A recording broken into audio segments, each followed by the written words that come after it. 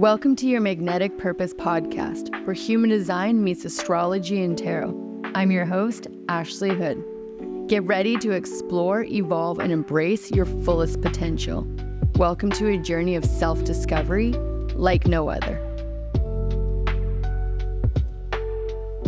Hi, everybody. Welcome back to your Magnetic Purpose podcast where we blend tarot, astrology, and human design to go a little bit deeper into the nuances of your human design chart. For those of you that are new here, hello. My name is Ashley Hood and I am your host. And I like to take you through all of the things that make you really unique, but also ways to accept and have more understanding and compassion for yourself. So today I wanted to talk about the generator's journey.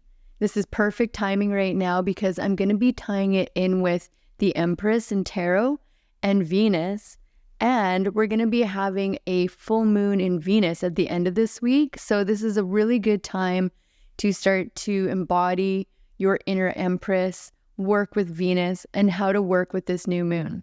If you're listening to this and it is many years later, this is a really good time to be able to look back on the new moon in Taurus and figure out what you've learned or apply it to every full moon in Taurus. So let's kick it off with the generator. So the generator in human design is life force in action. It makes up 70% of the population, and they are the doers, the actors, the beers, the busy bees. They are the people who get things done. If you want to see something to completion, give it to a generator. But as long as a generator is actually loving what they are doing, they have this incredible life force energy to be able to complete one project at a time to the very end. They almost get in this kind of deep trance when they're fulfilled or lit up about a task that they're doing, and they can see it to completion with joy and with tenderness and with nurturing their new project.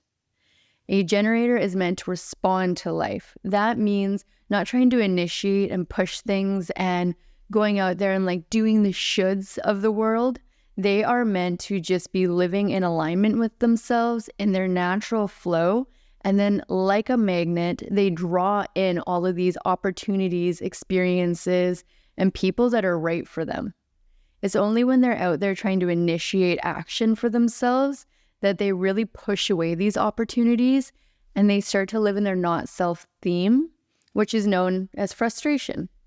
You can tell when a generator is in their not self theme because they're anxious, they're edgy, they're grumpy, and you can just see this frustration bubbling up in them. This is how they are meant to realize that they're getting completely out of alignment with what is right for them, and they are now living in their not self theme or their shadow side, and they're taking on projects and tasks that they don't actually want to do, but maybe they're doing it to people please or just to prove a point. But when you're a generator, all of your most creative aspirations, all of your aha moments, all of your greatness comes when you're actually doing something that you love. When you are in a room doing something that you love and somebody else comes in, you just completely light up the room. If a generator is in their highest expression and they walk into a room full of, let's say a conference of people, it is going to feel like they are just this warm hug that's walked into a room. They are known for their caring, nurturing, soft, gentle auras that draw you in and make you feel safe and seen instantly. And this kind of ties into the Empress card in tarot. The Empress in tarot is about nurture and embodiment, and she is the mother of the whole tarot system. She is said to be pregnant with abundance and with gratitude and joy and opulence. And most times when you see this card in whatever deck it is, she is depicted as sitting on a throne with nature and green and opulence and everything around her that you would just think that is embodying nurturing and that really great presence of wealth and abundance. That is what the Empress is. She is divine feminism in its essence. And it isn't just about, having this like only divine female feeling. Like anyone can embody the Empress. It is about really honoring your sacred yes and your understanding of who you are, and knowing that self-righteousness and self-love and self-belief and self-acceptance is just a birthright.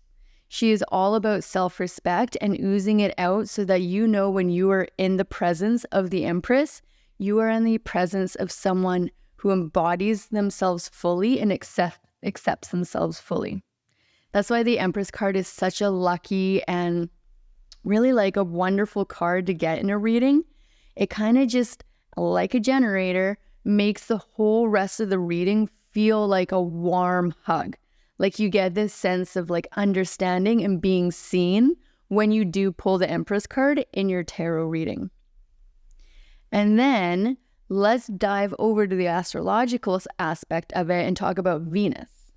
So Venus is what is actually ruling this new moon in Taurus, but Venus is the planet of connection, love, beauty, abundance. They are anyone who is ruled by Venus is known for being someone who really loves beautiful things. They're really grounded in who they are. They're very sacred in their space, and they really try and make sure that everything that they do in this world has good taste, and it is just an expression of who they are authentically. If you're ever doing like a love reading or trying to understand your partner a little bit better, figuring out where your Venus is in your chart, either in your astrology chart or in your human design chart, and finding out where it is in your partner or a loved one's chart will really make you understand your actual love languages. When you can understand each other's Venuses and what it means, that's how you know to best nurture, accept, and love yourself and your partner. So if we wanted to bring all three of these energies together, because they are so interconnected, that's why I picked the three to talk about today. There's a few different things that you can really do to honor those energies. So first of all, for the generator has this deep sense of self, but they also have this deep sacral energy. So your sacral energy is like your gut. You get your divine downloads, you get your understanding, you would get your like claircognizance from your sacral energy. It's also about passion, love, desire, creativity.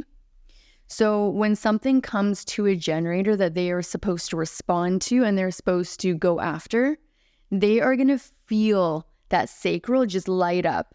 I'm a generator, so I am very lucky to know what this feeling feels like for me personally. It feels kind of like a rush of warmth and excitement through my body when something that is correct for me comes into my aura that I'm supposed to respond to. It can be very different for other people. So if you are a generator, start playing around with understanding your sacral response. But the easiest and most basic way to figure it out in the beginning is to listen to those guttural noises that your sacral makes. I know it sounds kind of funny, but if you are talking to someone who is a generator or you're a generator yourself, you might ask them if they want to go to a show at 9 o'clock. And usually their sacral will respond first. They might jump up. They might give you a little bit of a reaction. They might be like, sure. And that is actually their sacral saying no. Or if they do a little, and then they respond, that is usually them being so lit up about something and the flow of life coming right at them that they can't even contain themselves. So as a generator, the best way for self-love and self-acceptance is to really get clear on your sacral response and what it means for you. Now, for our Empress energy, you really want to start to lean into the idea of radical self-acceptance, radical self-respect. The Empress knows that she does not have to be out there pushing and hustling to be able to have her worth be known, just like a generator. The more that the generator is out there pushing, hustling, trying to initiate things to happen for them that they don't actually want to do, the less and less that they get away from their true path and they are going down a path of someone else's desires and not their own. So taking a little bit of a page out of the Empress's book and knowing that you don't have to hustle for your self-worth. You are inherently worthy just by being you and being alive in this world. And then with Venus is here to really let us know that all of these beautiful things that we desire in this life aren't selfish. If it was something that you actually desire, it was meant for you. You're not supposed to push against it or think that you are a bad person for wanting a little bit of time to yourself or wanting to be able to take extra time to look beautiful, wanting to take extra time or spend extra money on decorating your house in a way that feels really safe and clean and beautiful to you.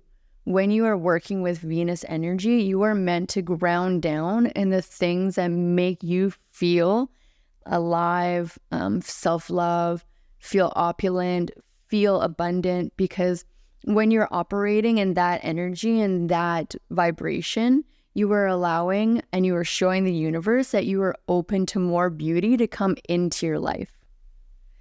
So tying these three together, it's really about understanding from the generator that you don't need to force life. And when you are in the flow of your own life is when all of the beauty and the magnetism comes to you. The Empress is here to show us that in that not forcing this life and trying to initiate things and letting things come to you, that self-respect and getting to earn these things and have them come to you is your birthright. And then with Venus, it's all about not feeling guilty about the different things that you want to come into your life and showing your boundaries around self-respect. It's about not feeling guilty about those and knowing that when you set those boundaries, when you have that respect, and when you take time for this self-care, self-love, that is when you're actually your most abundant. So a little thing that you can do if you're trying to call in a little bit more of this generator energy, whether you are a generator or not, and with this full moon coming, the best thing that you can do is have a bougie bath. So you're going to want to pour yourself the biggest, most ridiculous bubble bath you can think of. Maybe use the entire bottle of bubble bath in there, or maybe putting in a bubble bath that you've been saving for a really special time.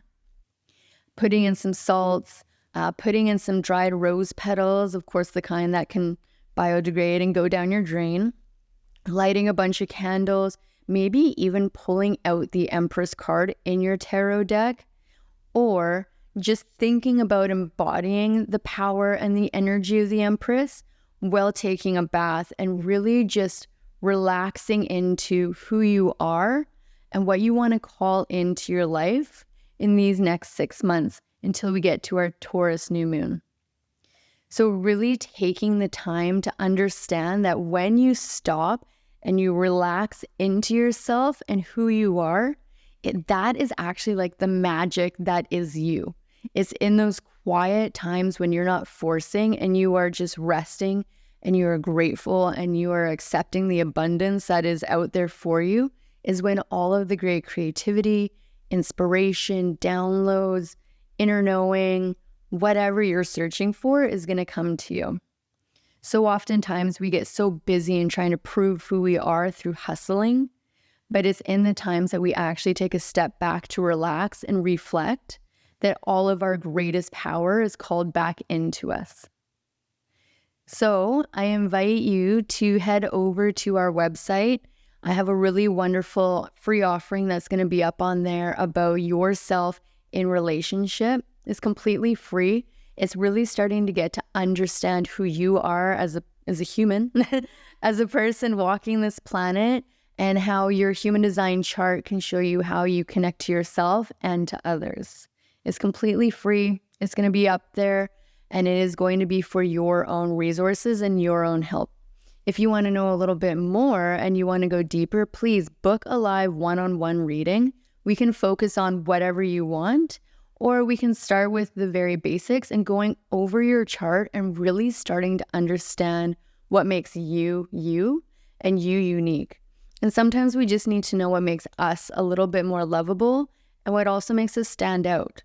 So being able to get a live reading where you're really seen is the most tender act of self-care you can ever do for yourself. The more you know about yourself, the more you get to love yourself. And the more that you love yourself, the more you can share that love with others. So until next time, here's to health, wellness, and weirdness. Take care. If you enjoyed today's episode, make sure to like, share, and subscribe wherever you stream your podcast. For more resources and tools to explore human design, tarot, and astrology, head over to yourmagneticpurpose.com and book a live one-on-one reading or download your free chart.